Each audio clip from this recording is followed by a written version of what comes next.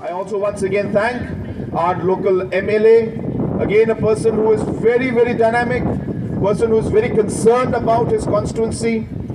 Just sitting here right now, 5-10 minutes with him, he did not lose the chance to again propose new roads, new PHCs, new CHCs in the constituency, and he gave me the list right now.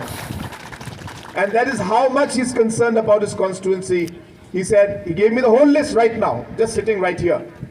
And I appreciate his energy and I appreciate his concern. And I want to assure him that his constituency is a constituency which needs a lot of support. I know it. In the last 6 years, I have overall seen the economic growth, development, challenges of the whole state. And I have realized how much this region, especially West Khasi Hills area, requires huge investments, especially in road infrastructure, health infrastructure, and education infrastructure.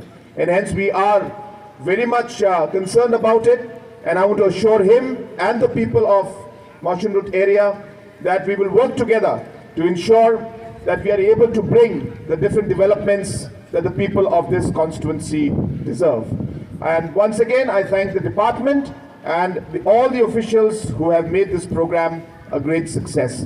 Thank you very much, and may God